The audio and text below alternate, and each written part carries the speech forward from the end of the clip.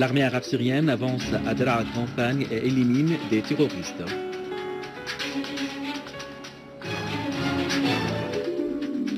Davantage d'intérêt populaire accordé aux campagnes électorales des 3 candidats pour la présidentielle.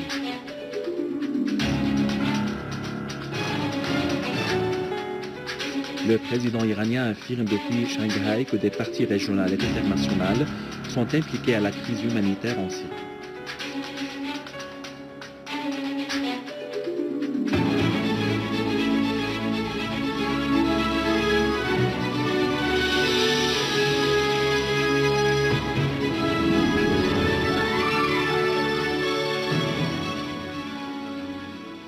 Mesdames et messieurs, bon après-midi et bienvenue à notre journal.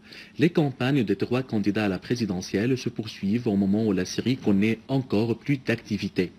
Les campagnes des 3 candidats s'accélèrent pour gagner de temps, notamment avec le rapprochement de la date de la présidentielle, le 3 juin, et pour sensibiliser les citoyens de leurs programmes électoraux et de leur vision sur l'avenir de la Syrie à tous les niveaux. Les Syriens sont toujours d'accord que la présidentielle est un pas important dans leur vie, surtout que la prochaine phase implique davantage d'efforts pour la lutte antiterroriste, la reconstruction de la Syrie et la consolidation de son rôle. Le ministre d'État aux Affaires de la Réconciliation nationale, Ali Haïdar, a affirmé lors de sa réunion avec le chef de la délégation du Comité international de la Croix-Rouge en Syrie, Boris Michel, que l'État ne fait pas partie du conflit et qu'il protège tous les Syriens. Haïdar a mis en exergue la coopération entre le ministère et le CICR pour faciliter l'action des établissements internationaux non gouvernementaux en Syrie loin de toute politisation. De son côté, Boris a insisté sur l'importance de la poursuite du contact entre le CICR et le représentant de la réconciliation en Syrie, rejetant toute transaction faisant des civils un outil du conflit dans le pays.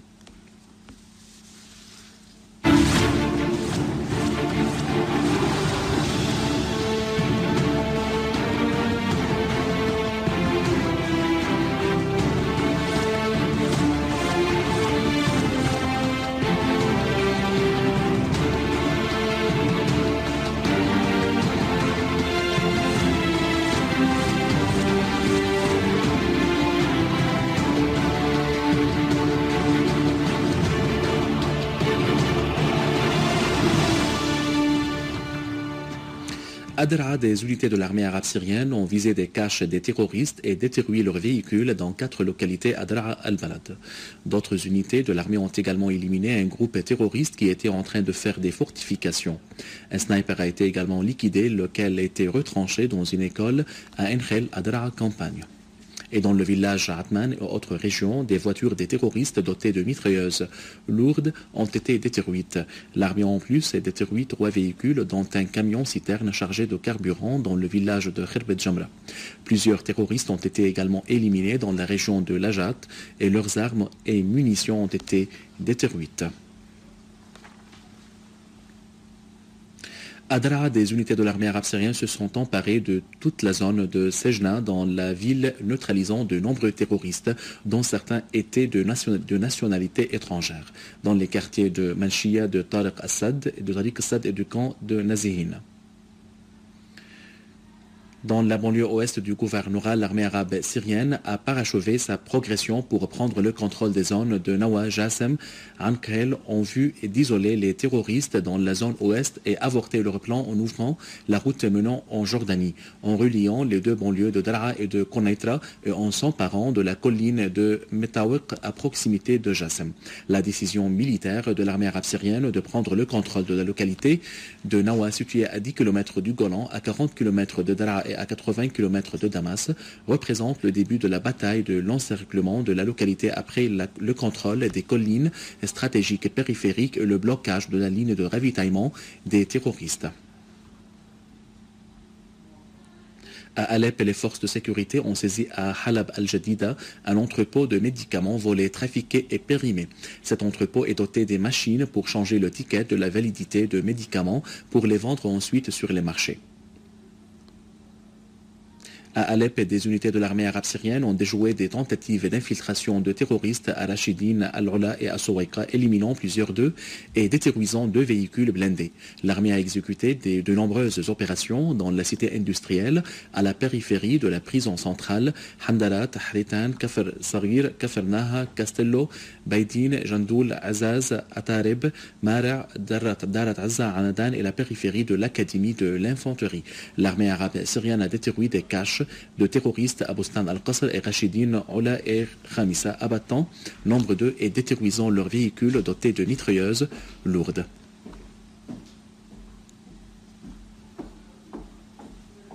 Le vice-ministre russe des Affaires étrangères, Gennady Gatilov, a affirmé que la Russie allait opposer son veto au projet de résolution du Conseil de sécurité de transférer le dossier syrien à la Cour pénale internationale. Le projet proposé au Conseil de sécurité est inacceptable, a indiqué Gatilov, clarifiant qu'il inclut un appel à saisir la Cour pénale internationale concernant la Syrie. Moscou s'est dès le début opposé à cette question et la considère comme une mesure non constructive qui vise à parvenir à une résolution sous l'article 7 de la Charte de l'ONU concernant le dossier syrien, a ajouté Gatilov. Le président iranien Hassan Rouhani a affirmé dans une allocution lors de la 4e conférence pour l'interaction et les mesures de confiance en Chine que certains partis régionaux et internationaux avaient provoqué une crise humanitaire en Syrie en raison de l'envoi des terroristes à ce pays. Pour sa part, la porte-parole du ministère iranien des Affaires étrangères, Marzieh Afram, a souligné la nécessité de résoudre politiquement la crise en Syrie, faisant savoir que l'Iran avait suggéré dès le début un dialogue intersyrien afin de régler cette crise. Elle a assuré que l'encouragement des groupes opposants à continuer leur action, qui se contredit avec les revendications du peuple syrien, n'aboutira à rien.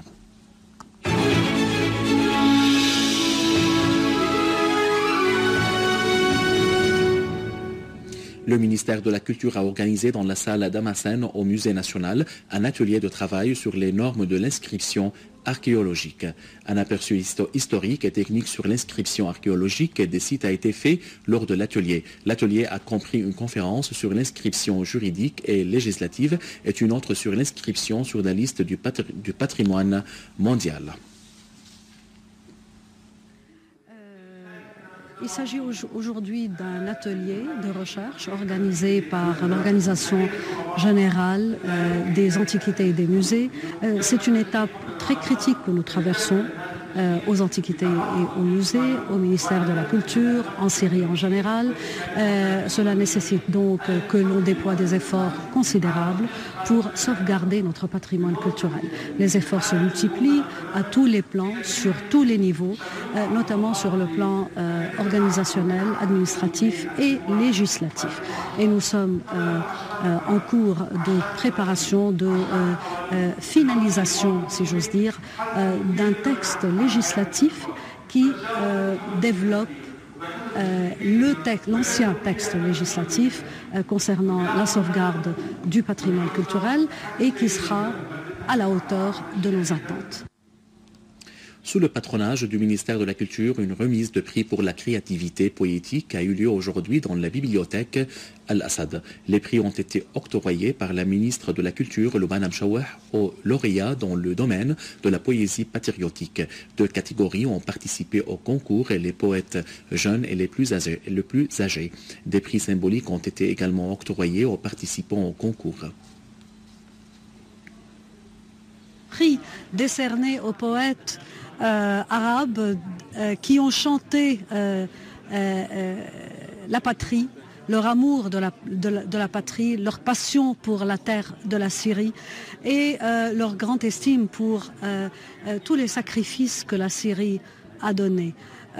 Aujourd'hui, c'est une fête de la musique, de la poésie, de l'image. Je suis très contente d'avoir à mes côtés les lauréats à qui je souhaite plein succès dans la vie littéraire et dans la vie professionnelle. À la fin de ce journal, je vous rappelle les principaux titres. L'armée arabe syrienne avance à Daraa campagne et élimine des terroristes.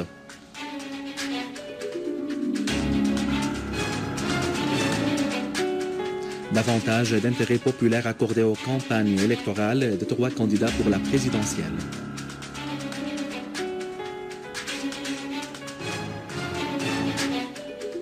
Le président iranien affirme depuis Shanghai que des parties régionales et internationales sont impliquées à la crise humanitaire en Syrie. Mesdames et messieurs, c'était notre journal d'aujourd'hui. Merci de l'avoir suivi. Au revoir.